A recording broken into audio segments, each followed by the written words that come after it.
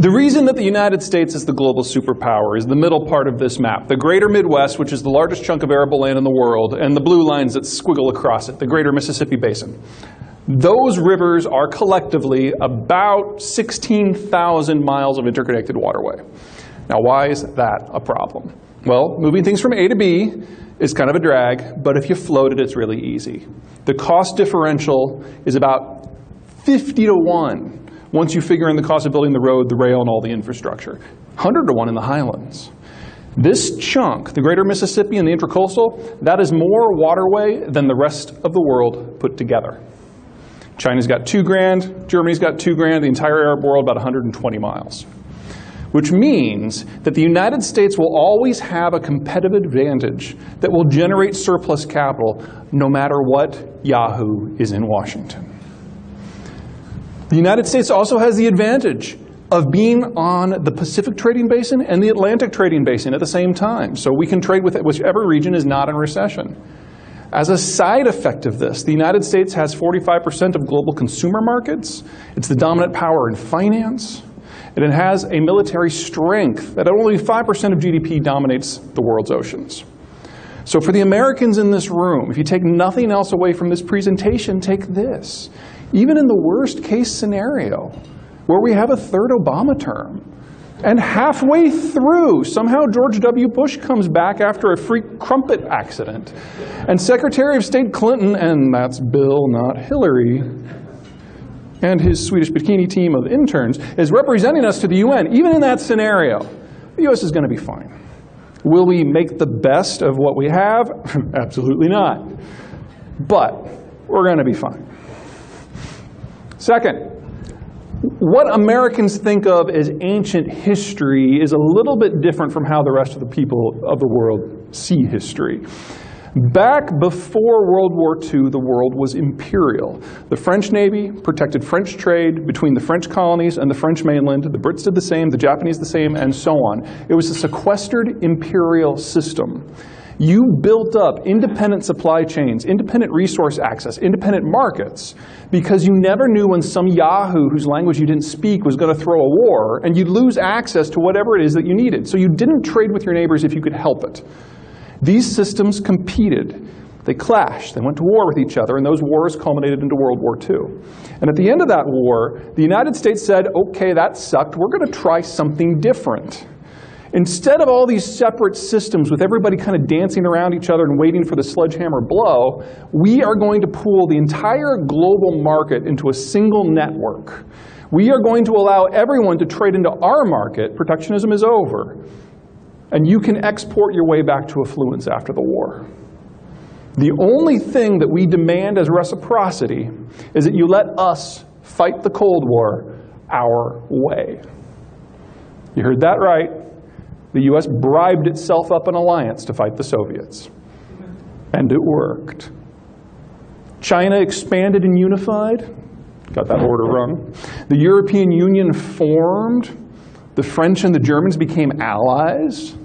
The Communist Party of every country in the world that engaged in international trade, China most notably, was able to succeed because of open markets.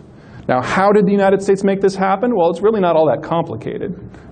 The carrier on the left is a supercarrier. There's 10 of those in the world. The carrier on the right is a traditional jump carrier. There's 10 of those in the world. The jump carriers, not one is American. The supercarriers, all 10 of them are American. And one supercarrier has over 7 times the combat capability of the jump carriers. The United States, since 1945, has enjoyed a 10-to-1 ratio of military superiority versus all of the combined navies of the rest of the planet. Because the basic concept of free trade is that the American Navy will guard you whoever you are so long as you're in the pack. And it worked. Problem is, that was a system for a war that ended 25 years ago. And we never used it ourselves. As a percentage of GDP, the United States is now the least involved international economy on the planet. As of 2014, only 7% of GDP comes from exports, and the number is shrinking, not growing. So a country that we all know doesn't really think through things, kind of shoots from the hip, kind of overreacts, doesn't speak a lot of languages, is the country that makes international trade possible, but is not a country that actually uses it for itself. File that away in the back of your mind. We'll come back to that. Number 2, demography. This is a traditional demographic profile. Children on the bottom, young adults, mature adults, and so on. Mortality makes it a pyramid. You can split any economic population into 3 big categories. First, you've got your young workers, people roughly aged 20 to 45. These are the people that are having kids, buying cars, buying houses, spend. It's all about accumulating things because they have to. They're at that stage of their existence. But they're not earning very much yet. So they have to borrow to make it happen. College loans, car loans, house loans. So high growth, this is where most of the activity in a modern economy comes from, but to pay for it, they have to go into debt. Then you have your mature workers, people roughly aged 40 to 65. Most of their consumption is behind them, but they're at the high end of their savings. They're preparing for retirement. They're at the high end of their incomes, so they're putting a lot of money behind that. Traditionally, you have a relatively tight credit system because of this, because you have a small generation providing capital to a large generation. The lower group does the consuming, does the spending, that's the growth. The higher group, that's the investment, that's the tax base. And then you have your retirees that take their accrued savings, put it into safe things that you guys probably don't find very exciting, and then whittle away at their principal until they're gone or until they pass it on. Those 3 groups. And this is the traditional breakdown. Where are my Canadians? I know you're here. Okay, what the hell is wrong with you people? It's about 1972 you forgot how to have kids. I've spent some quality time in Canada. I know you got the basics down. But you have an inverted demography. You have a bulge in your 60-somethings. So from a tax point of view, balancing the budget, that's easy because you have lots of taxpayers. You also have a lot of investors. So you are able to, for example, fund. You also have a lot of bulge in your 60-somethings. So from a tax point of view, balancing the budget, that's easy because you have lots of taxpayers. You also have a lot of investors. So you are able to, for example, fund the Calgary tar sands boom. Things that under normal circumstances would have been at best very difficult. But you don't have a replacement generation. Canada gave up on consumption-led growth 15 years ago, and it's not coming back. In fact, it's going to shrink. But in a few years, when that bulge, when those 60-somethings move into retirement, they're going to take their tax payments with them. They're going to take their investments with them. And Canada will no longer be capable of investment-led or consumption-led growth ever again. Because to replace this, you have to bring in enough babies to eventually grow up to become 30. Well, if they get cracking like right now, that's still 30 years. Well, 30 years and 9 months. Here's the United States. Now, where are my boomers? And if you're not American, you can still play. It's okay. People who were born between 1946 and 1965. Hands up. Don't be shy. Oh, that's it? This is a low boomer crowd? Wow. Normally, you guys are an army. Boomers are the largest generation we've ever had as a percentage of the population, which means that whenever they do anything, they do it together. So, for example, when they entered the workforce all those years ago, they did so as a swarm. They pushed wages down, and a lot of them had to be 2-income households in order to make ends meet. The divorce rate was high because of that. Now, they're all paying taxes. So the government is gorging on their funds and is able to do a lot of things, for example, Obamacare, that you probably wouldn't have been able to consider 10 years ago. But as we all know, they're moving towards retirement as well. So we know that the fiscal situation, as ugly as it is today, is about to get hideous and will continue to be hideous for a good long time. Now, where is Gen Y? I mean, normally they don't let them into events like this, but do we have any Gen Y here? Oh, come on, that was funny, people. Okay, people who were born 1980 to 1999. Gen Y is the 2nd largest generation as a percentage of the population that the United States has ever had. They're Gen Y, the millennials, you know, we've all heard so much about them. They think they're so special. They have exactly the same wage pressures that their parents had, the parents of the boomers, which means that 1/3 of them still live at home and 1/3 of them have direct financial support from their parents. Something to look forward to on the back end of retirement, by the way. In the middle, we've got Gen X. That's my generation. People born 1966 to 1979. Hands. Oh, wow. So this is a Gen X crowd. I wish I would have known that earlier. We're screwed. We're the smallest generation in American history. We're the baby bust generation. The boomers outnumber us right now by a significant margin, almost 3-2. And we will not outnumber the boomers until they're dead. We will be in our 70s before we outnumber the boomers. And of course, we'll never outnumber Gen Y. We entered the workforce, and we discovered that we were the perpetual intern generation because the Xers were so numerous that they took the jobs, the entry-level jobs, that were below their educational status. And so we had to work for scraps for a good first decade of our work experience. There is a couple of bright spots to this, though, because when the boomers do move into retirement, every mid and upper level job in the United States will become available at the same time. So you're going to have some pretty strong wage inflation for Gen X, something to look forward to. But the real challenge for us is that you can always count on the boomers and Gen Y to agree on one thing, that Social Security, Medicare, and Medicaid should never be reformed. Because should that happen, should that glorious thing happen, then the boomers move in with their kids. And from Gen Y's point of view, that is strictly a one-way relationship. They'd much rather just have X pay for everything, because they can vote to make that happen. Now, as much as I dislike Y, and there are so many reasons,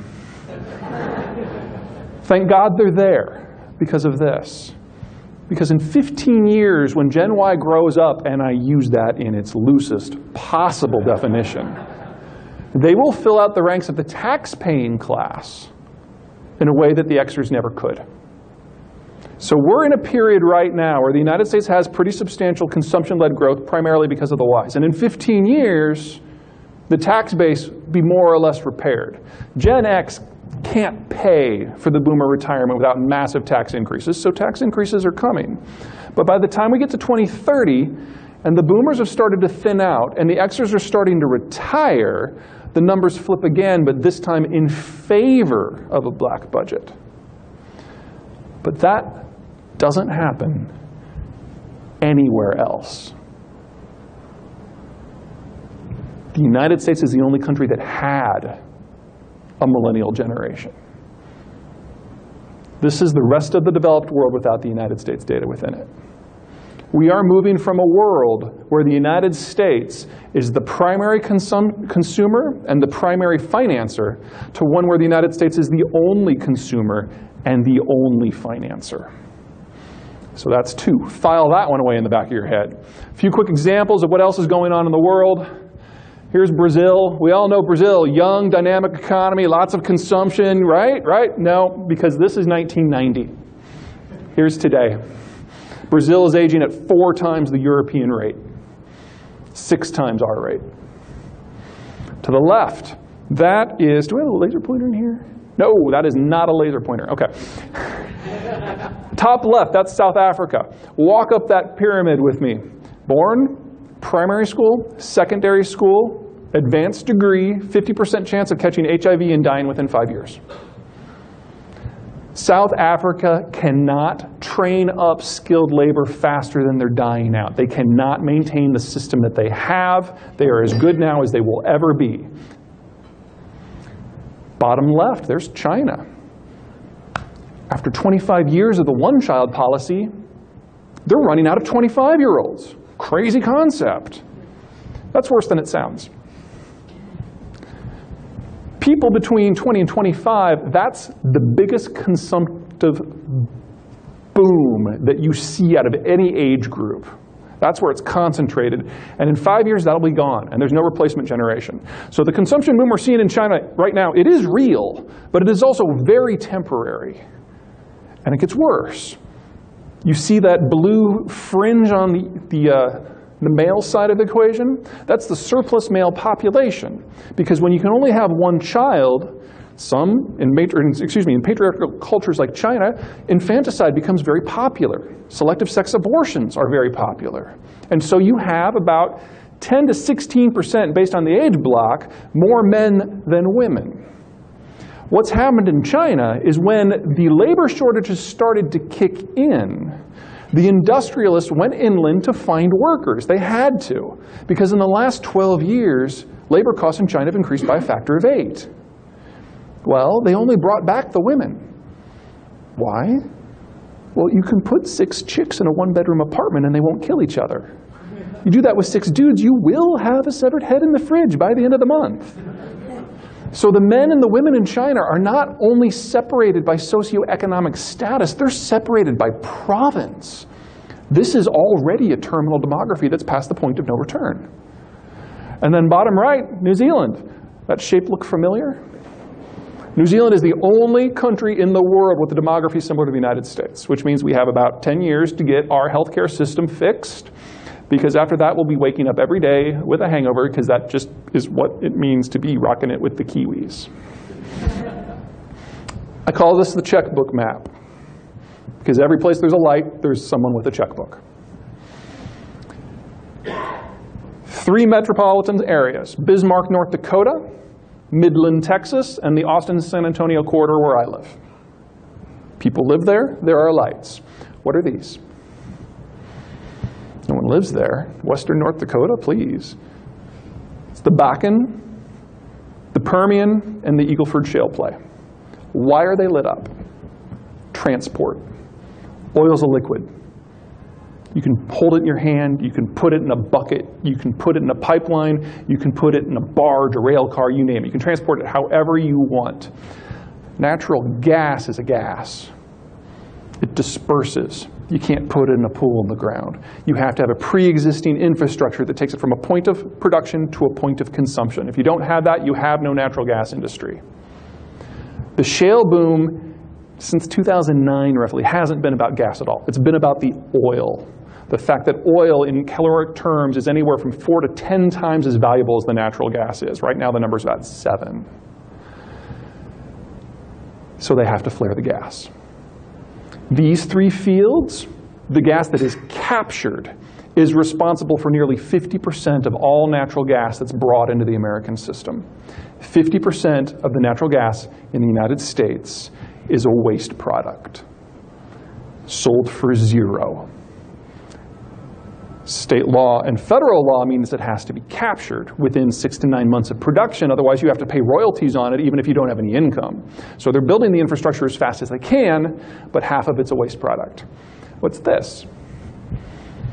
That's the Marcellus. You'll notice there's no flare lights. That's because this is the one field in the United States where they're producing the natural gas on purpose. Break-even costs in the Marcellus are now under $2.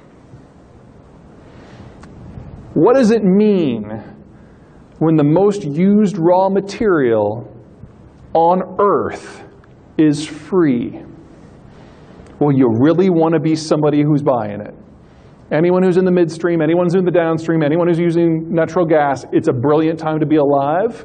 And we're not even tapping the cheap natural gas. From these 3 fields out west, that's the expensive stuff. It's just kind of coming up anyway.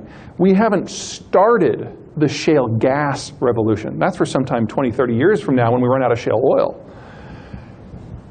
Has a lot of effects. The biggest bottom line, though, is power prices are collapsing. This is the purple is average American electricity costs at the retail level. You'll see how it's flatlined since about 2008. The top line, that's New York, where they don't actually produce this stuff, but they still use it from Pennsylvania. So it's jogging because of infrastructure and because of regulation, but really it's flatlined there too. The red, you got Texas. 3 of the major shale plays are right in Texas. So you've actually seen power prices drop by about 1/3. Texas now is in the midst of a massive petrochemical expansion because the natural gas is free. Texas now is the world's 2nd largest exporter of natural gas to Mexico. By the end of next year, it's going to be 12 BCF, all to one place. The top line there, of course, or sorry, the aqua line is California, where energy per excuse me, what was I going to say? That's California. Oh yeah, that's where energy consumption is legal, but energy production is less so. It's one of the few parts of the country that doesn't have shale. Let's talk about oil. Blue, that's liquids production. The green and the red, that is imports from Mexico and Canada. Not technically domestic US production, but the next best thing. The double hash, that's 2007. That's the first year that appreciable volumes became available. Here's consumption. Well, that's interesting. What happened there? Three things. One, we had a recession. It hurt like hell. Industrial consumption dropped. Oil consumption dropped with it. Second, demand destruction. When you have oil prices above about $80 a barrel for an extended period of time, people start making different long-term decisions about their energy footprint. You carpool more. You buy a Prius. You put solar panels on your house. I did all of those things. We had oil prices at 80 or above for 7 years. That has destroyed demand for the next 15 years because those solar panels are going to be on my house until 2035.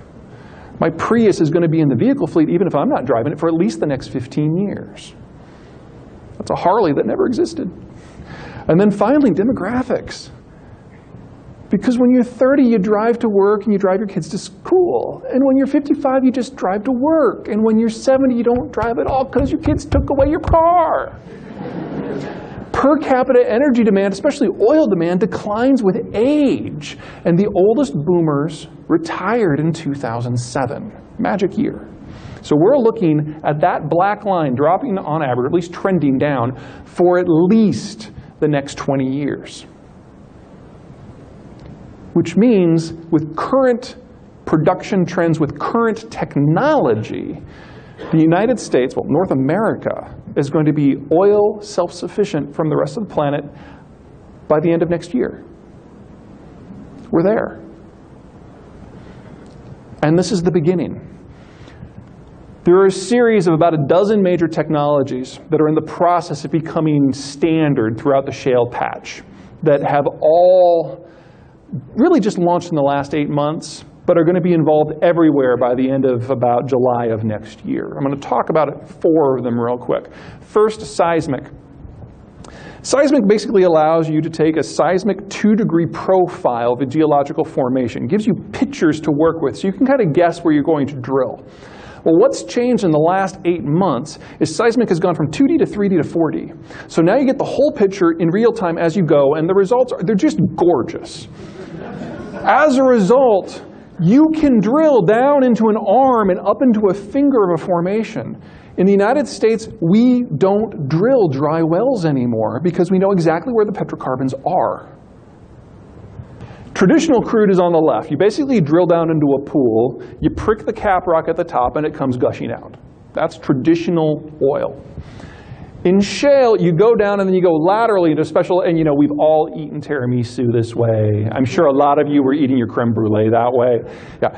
And you do a lateral well bore. And as of about 2 years ago, 600 feet was kind of the rough average as to how far we could go. Well, because of 4D seismic, we can now drill differently.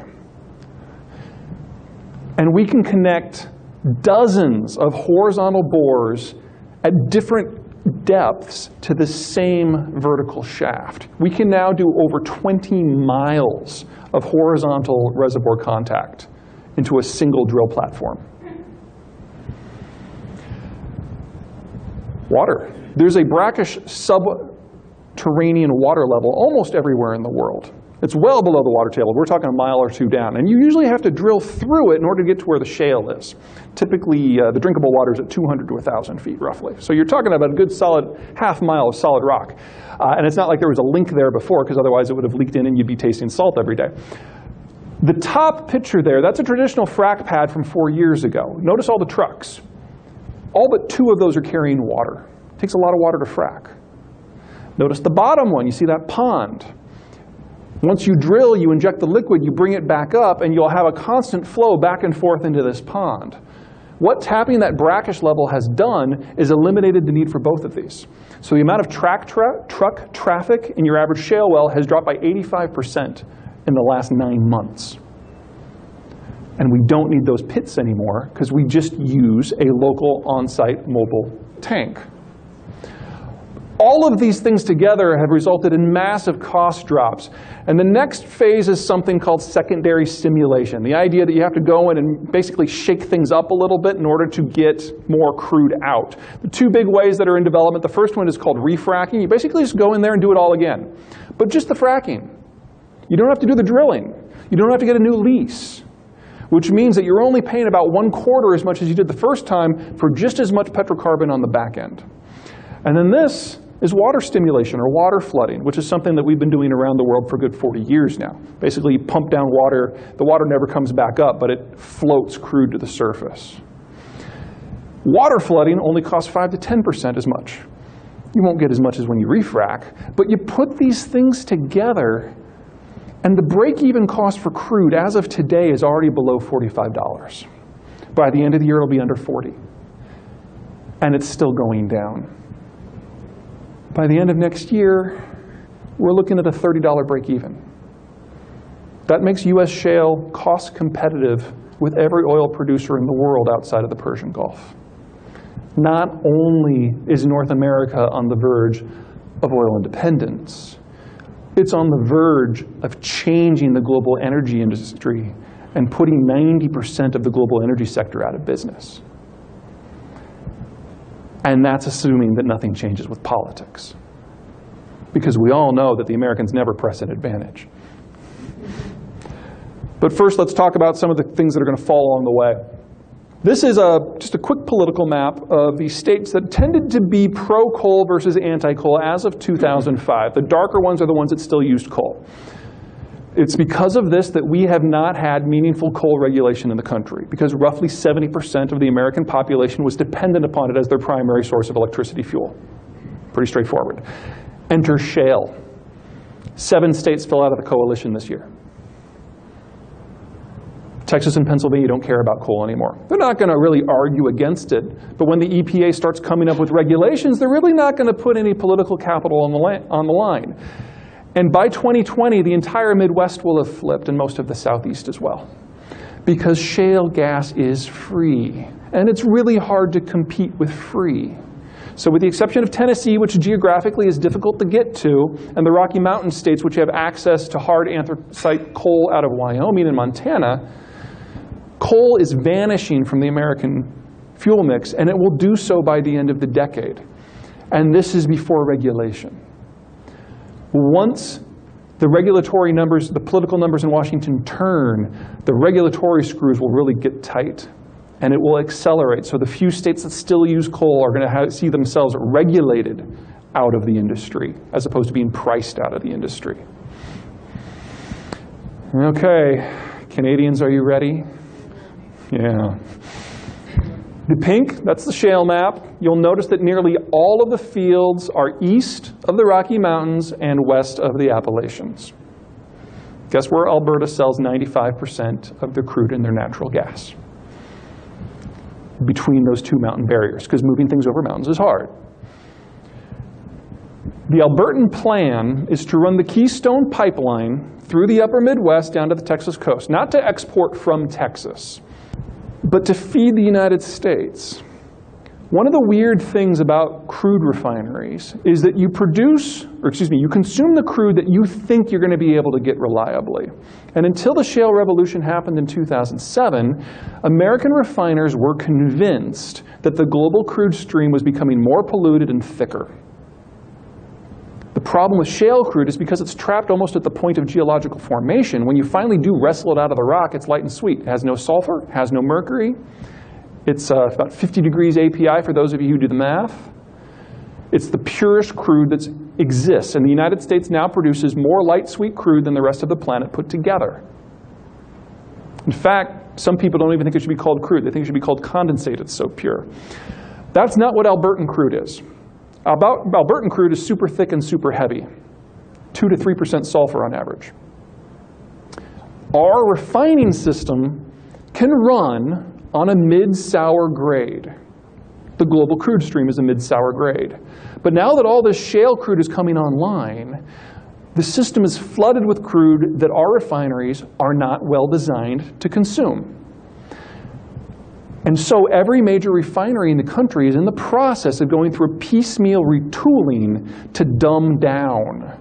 And instead of being the best refineries in the world that run on crappy crude and turn it into great products, they want to be able to run on the super light, really expensive crude that would be expensive anywhere outside of the United States. Here it sells at a discount, so it's such a glut. The Albertans want to sell their super heavy crude into that system, so you can mix Albertan heavy with shale light. You make a medium blend that everyone can refine already. And so if Keystone can become operational in the next 12 months, it's not too late. But if Keystone, say, can't start construction until the end of this administration, all the refineries will have already made the shift. Because now, all of the American pipelines that used to import crude to the Midwest are running the other way, getting the light sweet crude to Houston, which can build refineries faster than anyone put together. The Albertan tar sands will be closed in 5 years without not just Keystone, but 4 Keystones, because the rest of the infrastructure isn't enough. Remember this? Here's Alberta. From a demographic point of view, Alberta is where the money is, that's where the youth is. Alberta is getting better paid, better skilled, and younger, while the rest of Canada is aging into convalescence, to put it bluntly. Which means that for Canada to be successful, they have to tax the Albertan energy sector into oblivion and tax the Albertan youth into oblivion. But for Alberta to be successful, they've got to find a way to break both of those chains.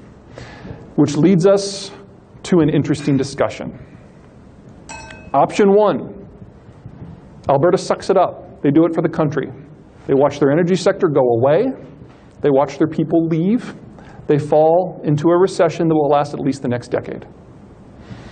Option 2, Quebec saw to it that secession is legal in Canada. 9-0 decision from the Supreme Court on that decision. This doesn't really solve the problem, because Keystone is still a foreign project. It still needs presidential approval. This doesn't solve the labor problem, because now you need a different passport to get up there.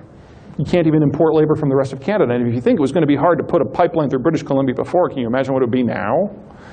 Which leads us with option 3. I am not saying that this is how it's going to go down.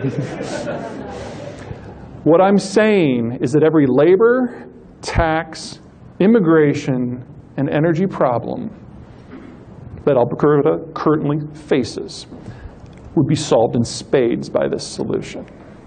Now, will they do it? I have no idea. Deciding to sever your ties with one people and to join another, especially when it's a people that you've kind of spent your existence defining yourself as not that group, that's a tall order. But if they don't do this, or if several Keystones don't magically occur in the next 18 months, Alberta goes back to being a backwards province with a per capita income of about 40% of what it is now over the next 10 years. And they'll be part of a political economic system that is completely dependent upon whatever scraps the United States is willing to give them in terms of market access. Now, compared to the rest of the world, that's not a bad place to be. It's not horrible. But if Alberta makes the jump, it's the richest US state with a tax outlay that's only about 1/3 of what it is when they're in Canada. That's a tough call. So watch Alberta closely. The rest of the world, we've got something very interesting happening. The United States is very close to energy independence. North America is even closer. But Canada does not have the ability to export crude to the wider world. It's like 50,000 barrels per day total. Mexico does, but their energy industry is in the process of basically slow motion collapse. They're hoping to reform their way out of it, but no one really expects any meaningful new volumes in the next decade. It's going to take a lot of work. So Mexican exports today are under 250,000 barrels per day. It's a drop.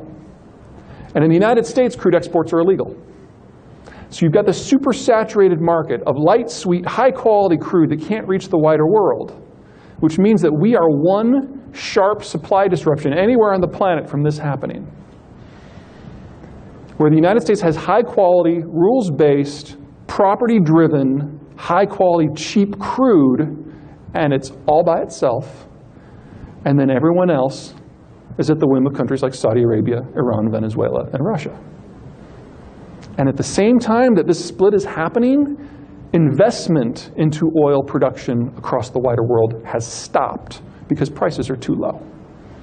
So it's a perfect storm. So the question in my mind is, what is that sharp supply disruption going to be? I got three possibilities. We're going to go start with Europe, go to the Middle East, and then finish up with the one that I think might actually be the most likely. So everybody loves to talk about Europe these days. Greece, wow, hasn't it been fun the last couple of months?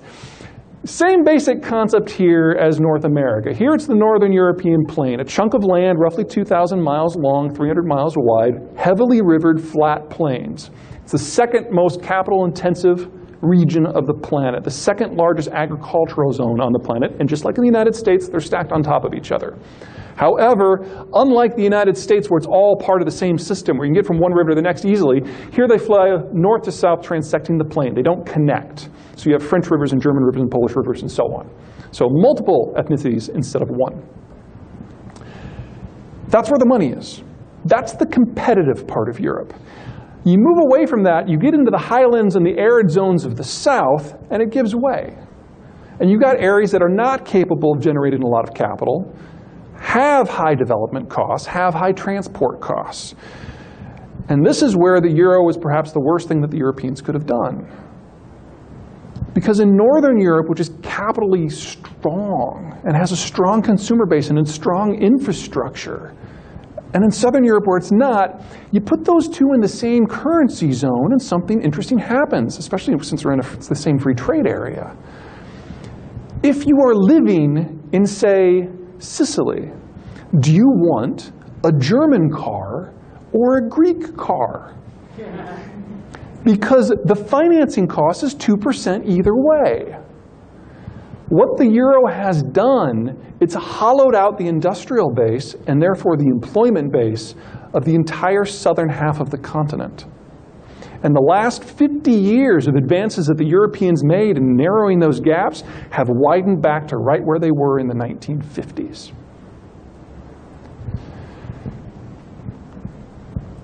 And so here we are with Greece. I used to do this with the Eurozone, doesn't really work anywhere. So the blue line, that's Japan's indebtedness. We all know where that story goes. The gray line is what they hoped it was going to be. Then we got Cyprus. This is where the IMF thought the Greeks were going to be in terms of percentage of GDP debt as of June, and here as of July. With the deal that was just announced, here's where we are now. Greece is now the second most indebted country in the world. They have a debt load that is probably 4 times what is sustainable for them, as long as they stay in the euro. If they weren't in the euro as of 2003, they could probably go up to 80, maybe even 100% of GDP. But that's too late. That's a boat that was missed 10 years ago. Greece no longer has industry. They aren't capable of generating the employment that will generate the tax base that allow them to pay down a debt that is 1/4 the size that it is now. It's a different place than it was when they got into the Eurozone. This is the option that the Europeans ultimately went with, because the two other options are even worse. So here we've got Greece in debt forever. The next option is, let's say that you do a meaningful renegotiation. You get that back down to 50, 60, 70% of GDP. The problem is Greece isn't the worst one. This is state and corporate and private debt stacked up, World Bank data. And if you do that for Greece, you have to also do it for Ireland and for Portugal and for Spain and for Belgium and Italy and France. And that will absolutely wreck the entire financial sector across Europe. That's it. That's the end of the Eurozone if you do the renegotiation, because there's no way that in a system where everybody has veto power that you're going to give that kind of dollop of goodwill to the Greeks and not to someone else. So they obviously did not want that option. Option 3 is Grexit. In a country where you're going to default on 300 billion euro, you will never get a loan in the next decade. There's no way. This is a country that imports 2/3 of its foodstuffs and 100% of its energy. A country of 12 million people that imports the basic necessities of life is no longer a country of 12 million people. It's a failed state. Europe couldn't figure out how to handle 40,000 boat refugees. Can you imagine if 8 million Greeks, the surplus population from the carrying capacity of what Greece can actually sustain on its own, were to move into Europe? So options 2, options 3, they're ugly. That's the end of Europe as we understand it. So they've gone with muddling through. It's not a good option. It's really their only option. Here's the thing. They're about to lose that option because they're about to run out of money. This is the Club Med demography. I find Club Med less insulting than pigs. As of 2000, just before the euro kicked in, you'll notice how you've got that baby bust, but then this huge bulge of people in their 20s. This was the magic moment for the Eurozone. Lots of young people having kids, well, really not having kids, but consuming. And because they weren't having kids, it was less paying for rent and more buying condos, and less driving around on scooters and buying Ferraris. So from a consumption point of view, it was great, and it was made possible because the Eurozone extended cheap credit to everybody. This is the profile that generated the growth numbers that everyone thought was going to be the new normal for Europe. And instead, we got a credit boom and a debt boom, and you guys know the rest of that story. 15 years later, everybody's 15 years older. The right side, Greece and Italy, those are countries that are at terminal demography. Because you cannot get people in their 40s and 50s to kick out kids like they're Salvadoran teenagers, not even in Italy. Oh, come on, that was really funny. Here's Poland, New Europe as the Americans like to call it. Younger, but not by a lot. So there's still a chance that you could have a baby boomer with these 30-somethings in Poland. It's representative of everybody in New Europe. I don't see it very likely.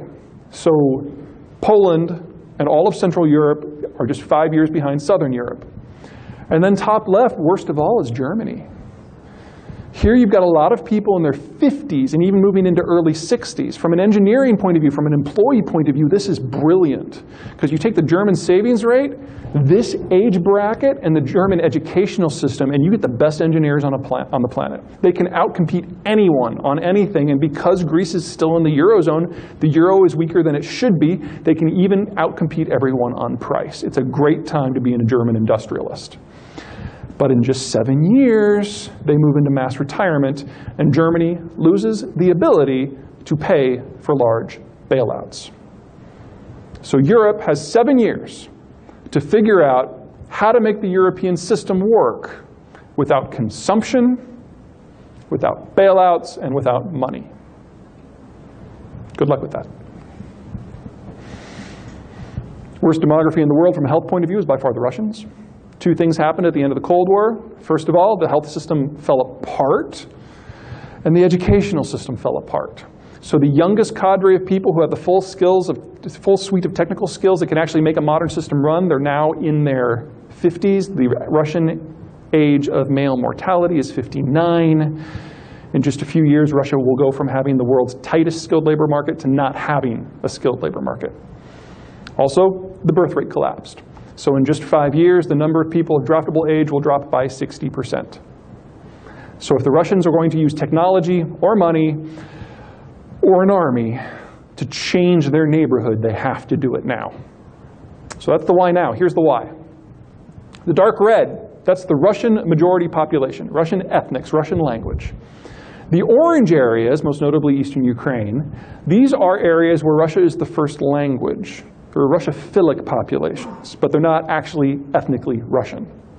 The green areas are zones that really miss the Soviet period and wish that Papa Stalin would come back. The way that the Russians see the world is a little bit different from the rest of the world, especially different from the way the Americans see the world. They see themselves as exposed, and they see 5 gaps in their defenses. Caspian's a good defense, Black Sea's okay, Carpathians are good, but you've got to get to them. They can't allow a superior military force to be on the wrong side of those borders, because if you do, then it's a short march to Moscow. So the Russian plan, roughly, goes like this. Stage 1, remove Crimea from contention. Check, they did that last spring. Stage 2, destroy Ukraine as a functioning state. That is well in progress. In fact, the way that the death talks are going, Ukraine is no longer a functional country without about $20 billion US of subsidies from the outside every year. Step 3, bat cleanup on the Stockholm Syndrome states. Abkhazia, South Ossetia, Armenia, Belarus. Grab the Caucasus. Will there be shots fired in this? Absolutely. Keep in mind that the last time the Russians crossed swords with the Georgians, it was over in 5 days.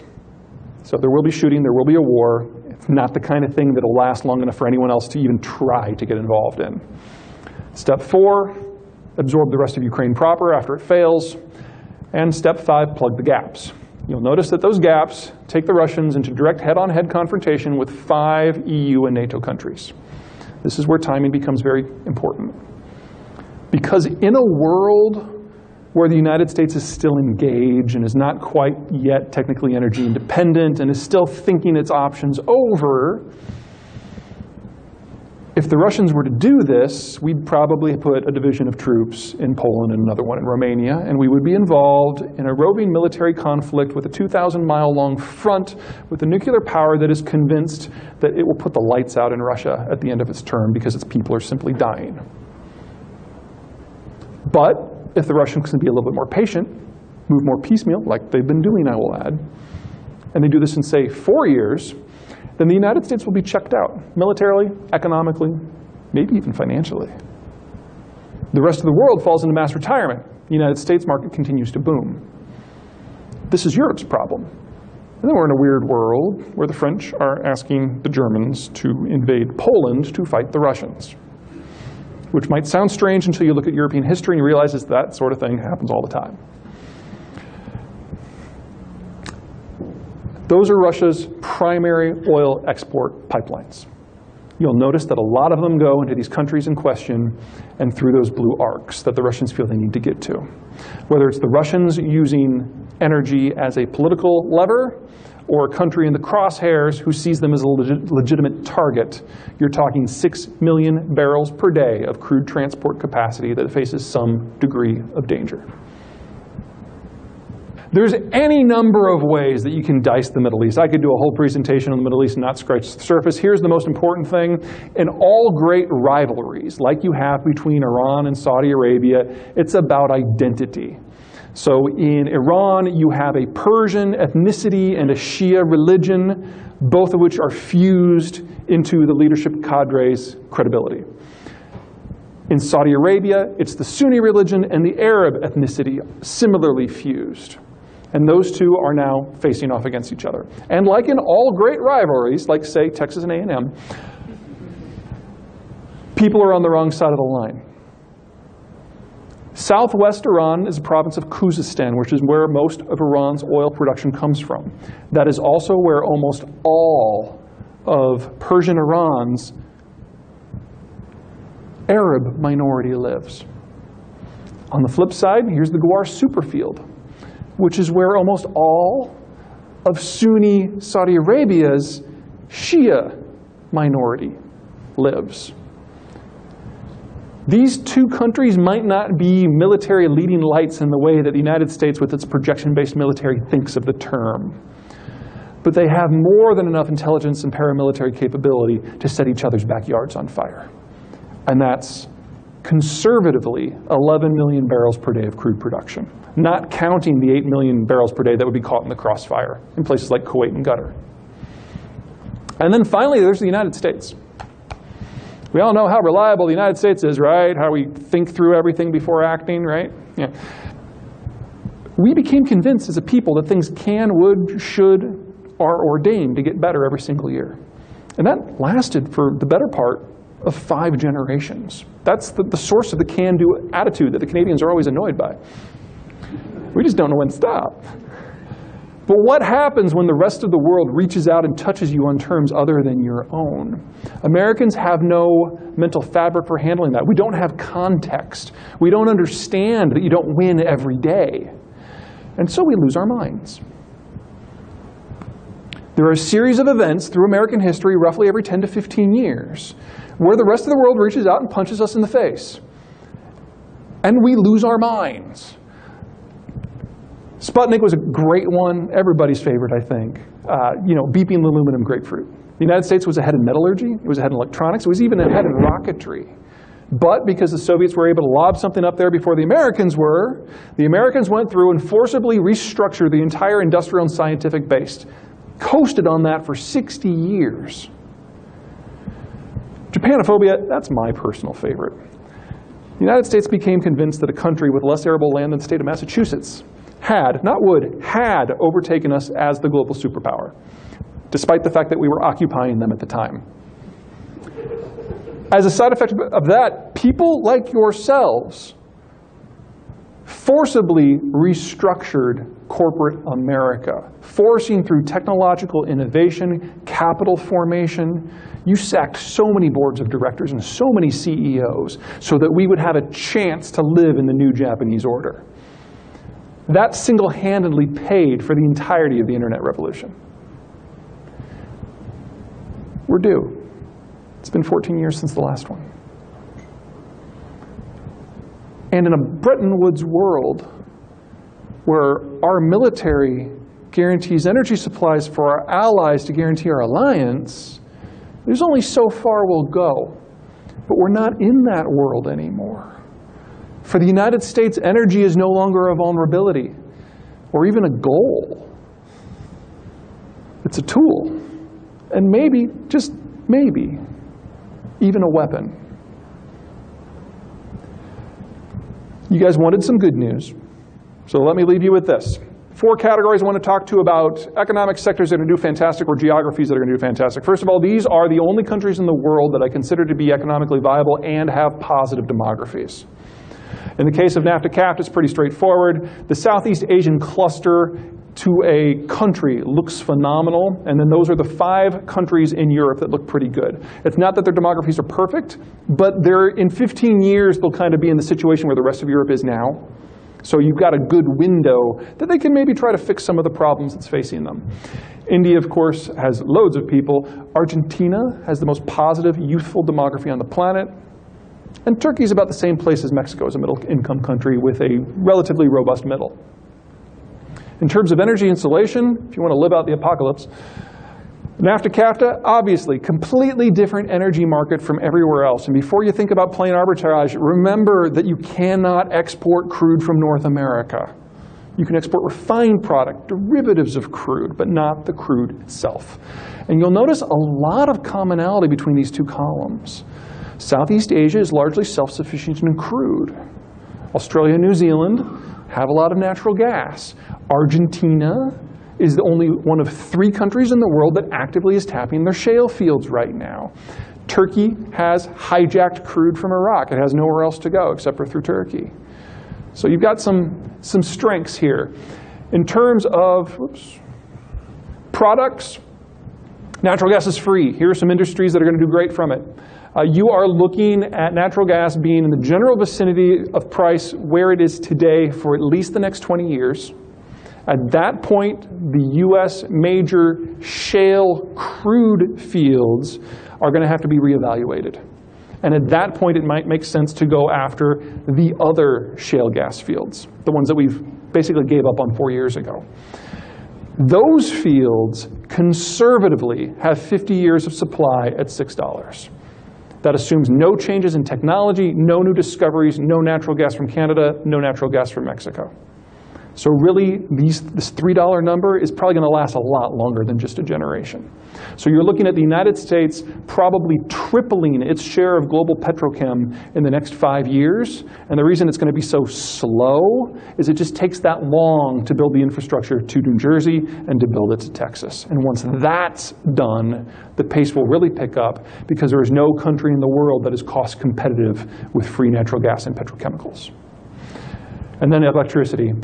These are the 7 industries in the United States that are most electricity intensive.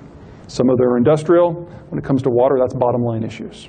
So far, the shale revolution has conservatively saved the average American household about $1,500 a year. That number, if anything, is going to be going up as crude prices go down and natural gas stays free and we start using natural gas for more and more of our electricity, which is, of course, great for consumer spending. Keep in mind that as of next year, the United States will become the world's largest natural gas exporter, with 12 BCF going to Mexico and 12 BCF going to Canada. Quebecois hydropower is being shut down because Marcellus natural gas is cheaper. For those of you who like maps, like me, the blue, those are the countries that are going to do very well in the future. They've got the magic mix to really thrive in a world where the rules kind of go out the window. Countries in green, more or less the same strategic position that they're in today. The yellow and the brown, that's where things start to fall apart. The big difference between those categories is the yellow, they've got something. Maybe it's a strong national identity, maybe it's local energy supplies. These are places that can kind of take the world on, or at least take their neighborhood on, at least come out not completely bloody. Whereas the browns are places where things really fall apart. They're really looking at the breakdown of civil order. They'll hold together as states, but not by a wide margin. And then the reds, if you don't know the names of those red states now, don't bother learning because they're not going to be there in 5 years.